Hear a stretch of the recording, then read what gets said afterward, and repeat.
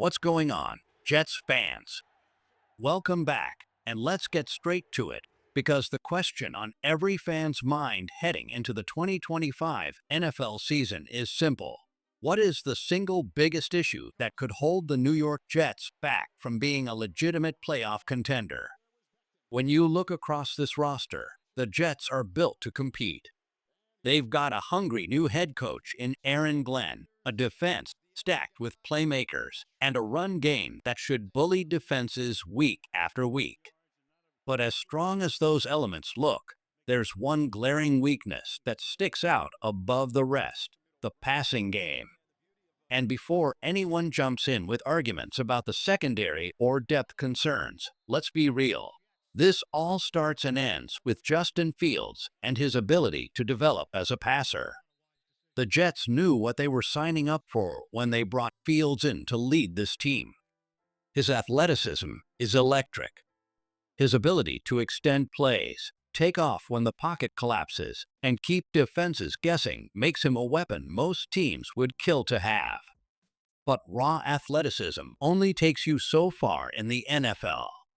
When the clock is winding down, the Jets are trailing by 4 points, and the ball is in Fields' hands with 2 minutes left. You can't run your way to victory every time. You have to stand in the pocket, read the defense, and deliver strikes. This is where the Jets' fate in 2025 will be decided. If Justin Fields makes strides as a pocket passer, the Jets could absolutely compete for that final AFC playoff spot. If not, the ceiling drops dramatically, and the Jets risk floating in mediocrity despite all their other strengths. Now, of course, this isn't all on Fields. The Jets' passing game is more than just one man. The receiver depth chart beyond Garrett Wilson is still murky. Everyone knows Wilson is the alpha. He's a top 10 talent at wide receiver and has the ability to take over games.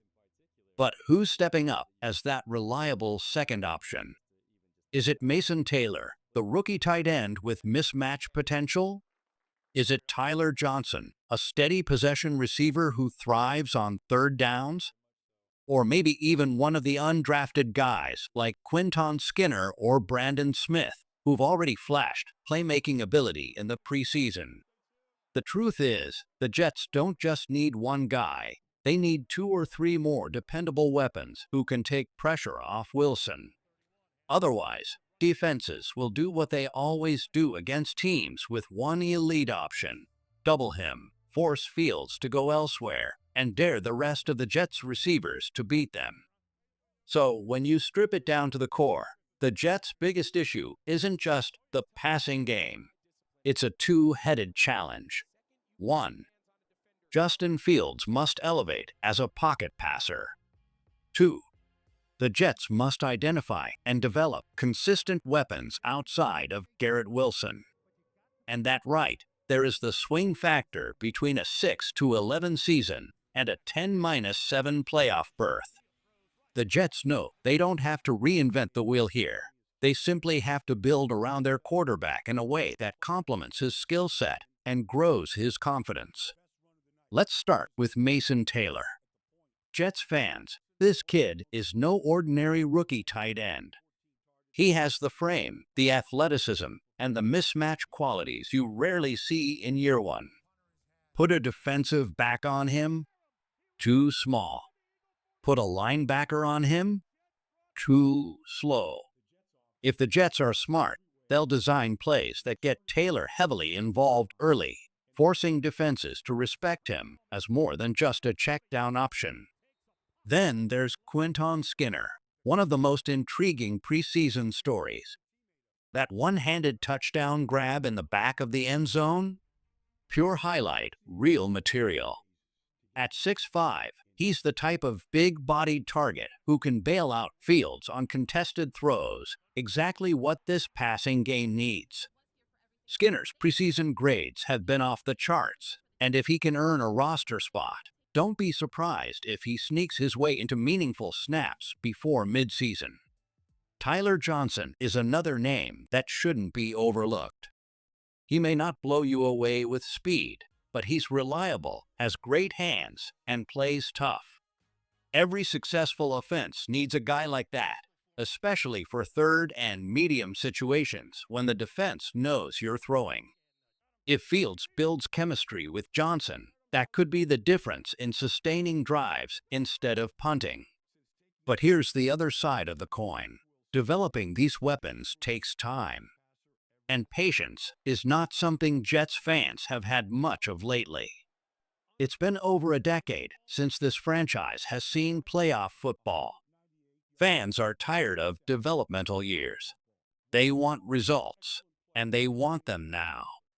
Still, reality says this will be a process. Don't expect Week 1 against Pittsburgh to be a polished air attack. The Steelers' defense is built to feast on quarterbacks who hold the ball too long, and Fields has been guilty of that in the past. Early season growing pains are inevitable. The key will be whether the Jets can stay around 500 until the schedule eases up and Fields grows more comfortable with his weapons. And that's why the run game and the offensive line are so crucial early in the season. If the Jets can control games on the ground, limit turnovers, and keep the defense fresh, they'll buy Fields and the passing game the time they need to evolve. Before we continue, Jets fans, make sure you subscribe to the channel, like this video, and turn on that notification bell so you never miss an update.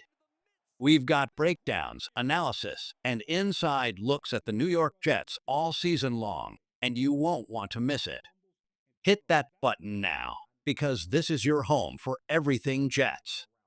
Now, let's shift gears and talk about an area of the team that might just be the most underrated storyline heading into the year: the offensive line. Every quarterback's best friend is protection, and for Justin Fields, it might be the single biggest variable outside his own development. Here's some good news. Through 2 preseason games, the Jets' starting offensive line has allowed just 1 total pressure. That's not a typo one. For a group that entered camp with plenty of questions, that's an encouraging sign. Guys like Vera Tucker and Joe Tipman have looked steady, while young tackles like Fano and Mew are showing flashes of being capable bookends. Yes, some puff grades look ugly on paper, but context matters. Small sample sizes and 1 bad rep can tank a lineman's score. On film, this group looks much more solid than the numbers suggest. If the Jets' offensive line continues trending upward, they won't just keep Fields upright. They'll open the door for Breece Hall and the run game to dominate.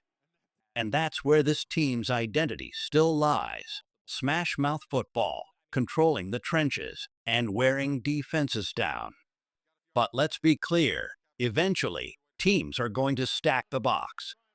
They'll dare Fields to beat them through the air. That's why the balance between the line, the run game, and the developing passing attack will decide how competitive the Jets are down the stretch. Imagine this scenario. Late in December, the Jets are 7-7, battling for a wild card spot.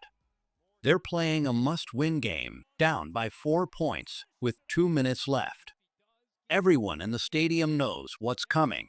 The ball has to be in Justin Fields' hands. In that moment, the Jets' entire season, maybe even their future, hangs in the balance. If Fields and this passing game are ready, the Jets can shock the league. If not, it's another off-season of what-ifs. Final thoughts, Jets fans. Here's the truth.